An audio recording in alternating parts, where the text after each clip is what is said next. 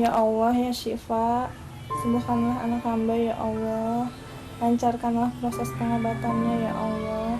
Semoga anak hamba dapat menjemput kesembuhan dengan sesembuh-sembuhnya ya Allah. Amin.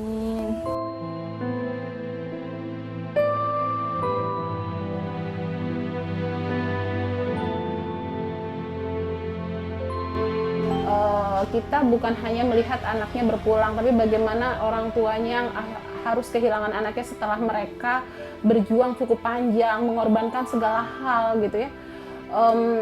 Pada akhirnya kami memberikan pemahaman bahwa ini memang konsekuensi ya, ini jalan takdir. Artinya semua perjuangan juga tidak menjanjikan kemenangan, tapi paling tidak kita sudah menempuhnya.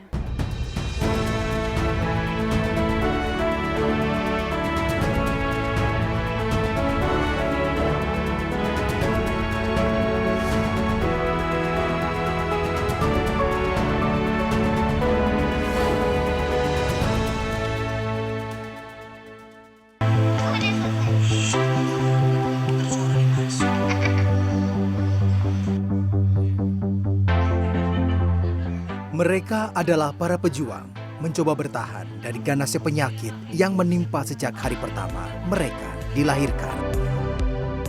Mereka adalah anak-anak yang kurang diuntungkan oleh nasib, namun tetap memiliki hak untuk hidup sama dengan anak-anak sehat lainnya.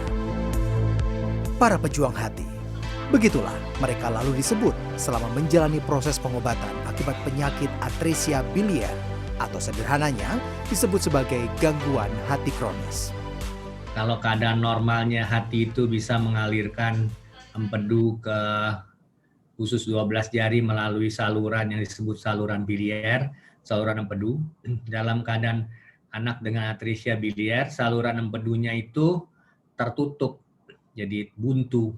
Akibatnya empedunya tidak bisa mengalir ke usus, empedunya tertahan di dalam hati, dan akibat dari tertahannya empedu itu ada zat tertentu di dalam empedu yang disebut asam empedu, dia bisa merusak hati dalam waktu yang cepat sekali. Dalam waktu kurang lebih 3 bulan, hati dalam keadaan yang rusak berat yang kita kenal namanya sirosis hati. Penyakit atresia biliar tergolong langka terjadi. Kasus ini biasa terjadi satu kali berbanding dengan 10.000 hingga 15.000 kelahiran. Sayang, kelangkaan kasus ini pula yang kemudian menjadi bumerang.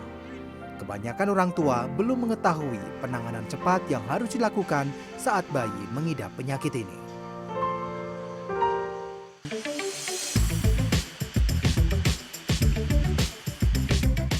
Sosok Diah Putri Ambarwati, seorang petugas farmasi di Rumah Sakit Ketergantungan Obat Cibubur, merupakan wanita yang memiliki kepedulian penuh kepada anak-anak dengan penyakit atresia biliar. Wanita berusia 37 tahun ini telah bergerak untuk memberikan donasi bagi para pejuang hati di Indonesia sejak tahun 2015 lalu. Di tahun 2017, dia bersama beberapa rekannya mendirikan sebuah rumah singgah yang dinamakan Rumah Singgah Pejuang Hati di Kenari, Jakarta Pusat. Rumah singgah ini diperuntukkan bagi para bayi dan orang tua yang berasal dari luar Jabodetabek dan harus menetap di Jakarta untuk menjalani pengobatan anak pengidap atresia biliar. Biasanya mereka datang dari pelosok daerah itu datang ke Jakarta gitu. Nggak semuanya mereka punya keluarga di sini gitu ya. Nggak semua mereka punya solusi untuk bisa punya kontrakan di sini seperti itu ya. Banyak dari mereka yang memang tidak memiliki kemampuan untuk bisa tinggal di Jakarta dalam jangka waktu yang cukup lama. Mereka di sini datang sampai akhirnya mereka mendapatkan puncak pengobatan mereka, yaitu transplantasi hati, itu bisa memakan waktu berbulan-bulan, bahkan ada yang lebih dari 1 tahun. Rumah singgah didirikan di sebuah rumah sederhana. Kawasan Kenari, Jakarta Pusat dipilih agar para orang tua dekat dengan tempat mereka melakukan kontrol rutin sang anak di Rumah Sakit Umum Pusat Nasional Dr. Cipto Mangunkusumo atau RSCM. Terdapat 8 kamar yang tersedia di rumah singgah ini untuk para orang tua dan sang bayi menetap. Pastinya edukasi ya. Mereka datang pasti kita akan edukasi langkah-langkah pengobatan apa yang akan mereka lalui, ya kan. Kemudian pasti mental ya, membangun mental orang tuanya sampai mereka bisa kuat dan akhirnya oke, kita akan ngejalanin ini sampai tahap yang puncaknya seperti itu. Memastikan mereka tahu bahwa puncak pengobatannya transplantasi hati, terus segala hal yang berkaitan dengan itu kita sajikan di awal sambil berjalan mereka proses pengobatannya seperti itu. Selain pendampingan, para bayi yang tinggal di rumah singgah juga dicukupkan kebutuhan gizinya, termasuk penyediaan susu khusus, makanan, hingga kebutuhan popok bayi. Semua dana untuk kebutuhan ini dikumpulkan melalui kocek pribadi Diah dan relawan serta donatur. Salah satu relawan yang aktif membantu gerakan Rumah Singgah Pejuang Hati adalah Sutriyono. Pria berusia 41 tahun ini telah mendedikasikan dirinya sebagai relawan sejak tahun 2015 lalu. Keinginan untuk membantu anak-anak dengan penyakit atresia bilier didasari dari pengalaman pribadinya saat merawat sang anak selama 1 tahun dengan penyakit yang sama. Pria yang akrab disapa Pak Tri ini mendonorkan hatinya kepada sang anak agar sembuh dari atresia bilier. 5 tahun berselang, baik Pak Tri dan sang anak kini telah hidup normal dan sehat. Kebetulan saya sendiri memiliki anak yang memang punya riwayat atresia bilier, gangguan hati serius. Saat itu tahun 2014 saya datang ke Jakarta, 2015 anak saya operasi. Nah, dari perjalanan itulah saya merasakan sekali saat itu beratnya perjuangan untuk supaya anak saya bisa mencapai tahapan transplantasi hati tadi itu. Proses transplantasi hati yang merupakan puncak pengobatan dari atresia bilier membutuhkan waktu yang panjang dan biaya yang besar. Transplantasi hati bisa dilakukan jika kondisi bayi dan pendonor dalam keadaan baik. Sayangnya, bayi yang mengidap penyakit ini cenderung memiliki daya tahan tubuh yang kurang stabil. Linda adalah salah satu orang tua pasien yang bertahan cukup lama di rumah singgah. Wanita asal Kabupaten Sanggau, Kalimantan Barat ini telah 1 tahun berada di sini, menantikan proses transplantasi hati putrinya, Cheryl. Linda memutuskan pergi ke Jakarta karena rumah sakit di Pontianak langsung merujuk ke RSCM saat dugaan sang anak mengidap atresia bilier semakin kuat. Saya kebingungan, ini saya nggak pernah datang ke kota besar sebelumnya, nggak pernah ke rumah sakit besar sebelumnya. Mana informasi pun saya nggak tahu sama sekali, kurang sekali informasi pada saat itu. Saya nggak ada mikir yang nantinya mau gimana sih Pak, yang penting saya tahu tujuannya, bahwa saya harus diarahkan ke rumah sakit RSCM, begitu. Beruntung, dokter yang menangani saat itu mengarahkan Linda untuk menginap di rumah singgah Pejuang Hati. Setelah di sini ya, karena kita banyak teman seperjuangan sama-sama kayak gini ya, jadi bisa di sini lebih mentalnya lebih kuat, lebih kayak gimana ya, dibilang nggak bisa nerima kenyataan ya. Anak-anak gini harus siap, benar-benar siap. Apapun yang terjadi harus benar-benar siap. Kayak sekarang lagi stabil, bisa aja nanti besok atau lusanya tiba-tiba BAB darah, muntah darah, demam tinggi, dan diare segala macamnya. Sering terjadi. Untuk memenuhi kebutuhan transportasi pasien, rumah singgah juga menyediakan ambulans yang siap mendampingi saat anak harus melakukan kontrol rutin ke rumah sakit. Ambulans juga bisa digunakan saat keadaan darurat. Mau Ini mau transfusi? ya transfusi albumin yang ketiga. Yang ketiga ya. Memberikan pendampingan kepada para orang tua di sini jelas bukan pekerjaan mudah. Pendampingan kesehatan mental orang tua merupakan hal penting yang harus dilakukan. Para orang tua harus diberikan pemahaman mengenai risiko terburuk dari proses yang mereka jalani bersama sang anak. Pasti sedih ya, pasti sedih karena kita bukan hanya melihat anaknya berpulang, tapi bagaimana orang tuanya yang harus kehilangan anaknya setelah mereka berjuang cukup panjang, mengorbankan segala hal gitu ya. pada akhirnya kami memberikan pemahaman bahwa ini memang konsekuensi ya, ini jalan takdir. Artinya semua perjuangan juga tidak menjanjikan kemenangan, tapi paling tidak kita sudah menempuhnya. Waktu itu kacau sekali, karena kan harusnya dulu udah bisa maju sebenarnya, karena bukan karena pandemi itu. Jadi terhalang segala macam. Waktu itu kita benar-benar kesulitan segala macam, banyak sekali.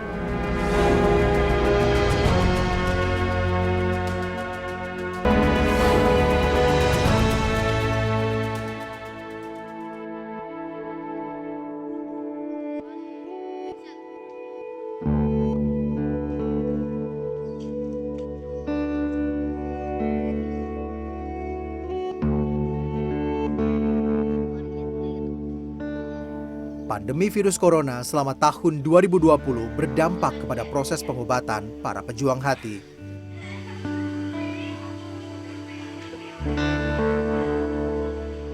Kondisi ini membuat para orang tua khawatir untuk melakukan kontrol rutin. Ditambah, Rumah Sakit Umum Pusat Cipto Mangunkusumo juga menjadi salah satu rujukan penanganan COVID-19. Selain pemberlakuan protokol kesehatan, tingginya tingkat penyebaran virus corona terpaksa membuat Diah membatasi para pejuang hati dari luar kota yang ingin singgah. Kami akhirnya memberikan edukasi lebih, kondisi seperti apa yang mereka boleh datang ke Jakarta dan kondisi seperti apa yang baiknya mereka tetap ada di daerah, supaya tidak banyak hal-hal yang akhirnya nggak enak di belakang seperti itu ya. Jadi kita pertahankan di kampung halaman, pada saat kondisinya oke baru mereka boleh ke sini. Jadi proses transfer dari kampung halaman ke sini pun akhirnya kami pantau lebih ketat gitu. Tidak hanya itu, transplantasi hati yang merupakan puncak pengobatan bagi penderita atresia bilier dihentikan sementara. Baik Diah dan penghuni rumah singgah tidak memiliki pilihan selain menunggu kondisi menjadi lebih baik. Bagaimana ketika selama pandemi proses transplantasi sempat ditunda seperti itu. Proses operasi yang dilakukan adalah operasi yang besar, memakan sumber daya yang relatif besar gitu ya. Jadi banyak hal yang memang harus difikirkan. Kami berharap bahwa kondisi ini segera membaik dan transplantasi hati akan segera dilaksanakan.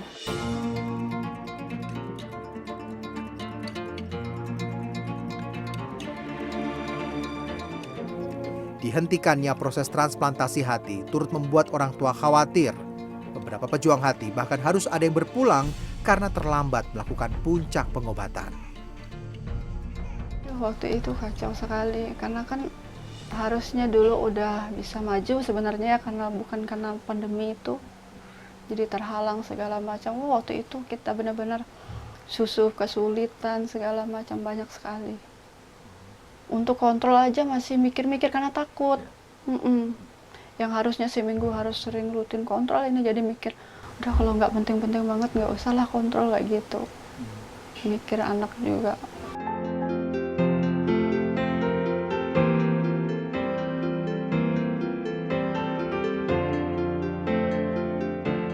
Selama masa pandemi berlangsung, rumah singgah mencatat ada kenaikan jumlah kematian pasien yang mereka rawat sebesar 32%. Sebelum pandemi berlangsung, pada tahun 2019, ada 148 bayi di bawah pemantauan rumah singgah. Selama itu, 32 pasien berpulang. Sementara, di tahun 2020, dari 127 bayi yang dipantau, jumlah kematian mencapai 78%.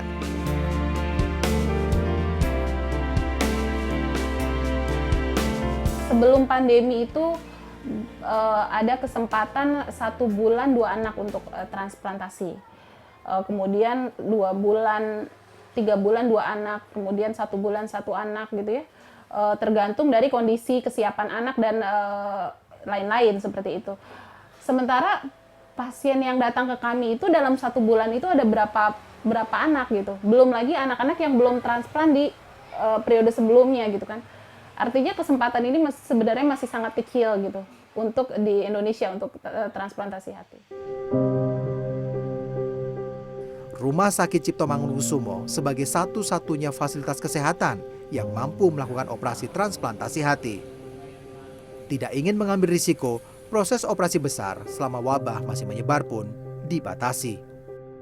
Di awal-awal kita sangat takut bahwa kalau kita transplant nanti, bayi-bayi itu kan akan diberikan obat-obat penekan respon imun. Pada saat diberikan respon imun, dia bisa kena penyakitnya yang macam-macam, termasuk juga COVID-19 ini. Pandemi tidak hanya berdampak pada proses pengobatan pasien. Saat awal pandemi berlangsung, berbagai tantangan juga datang kepada para pejuang hati, termasuk melakukan pemulangan jenazah pasien ke kota asal. Dan akhirnya kejadian anak kami dari Kalimantan meninggal.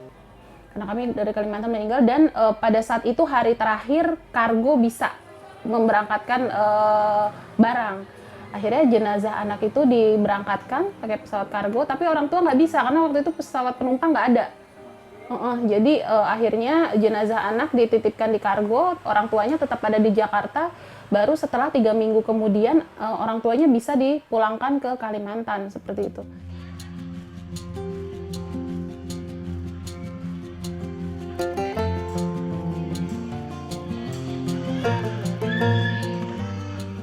Kabar baik datang saat awal tahun 2021.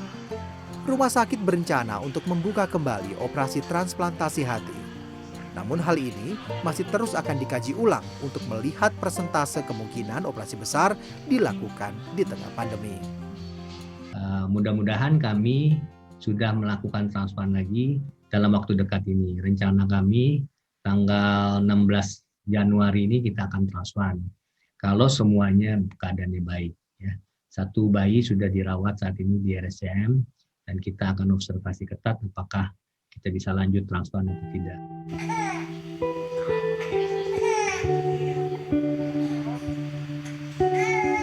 Tanpa adanya wabah virus corona saja, peluang bertahan hidup bagi para pejuang hati sudah sangat kecil jika tidak melakukan transplantasi hati.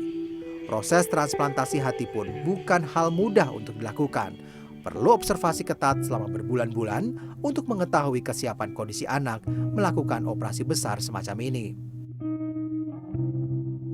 Perjalanan para pejuang hati merupakan jalan yang terjal dan sunyi. Dia bersama relawan di Rumah Singgah Pejuang Hati terus melakukan kontrol ketat terkait asupan gizi pasien yang berada dalam pengawasan mereka.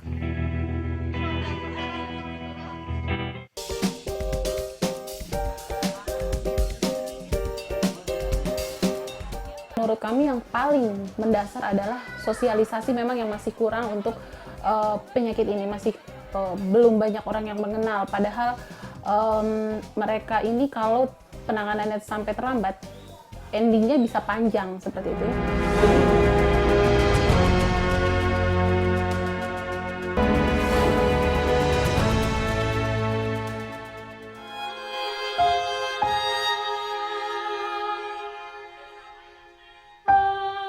Jika dilihat dari setiap kasus yang ada, kondisi anak-anak pengidap atresia biliar rata-rata sudah mengalami kondisi yang cukup kronis. Padahal, bayi dengan atresia biliar harus diberikan penanganan sebelum sang bayi berumur 2,5 bulan.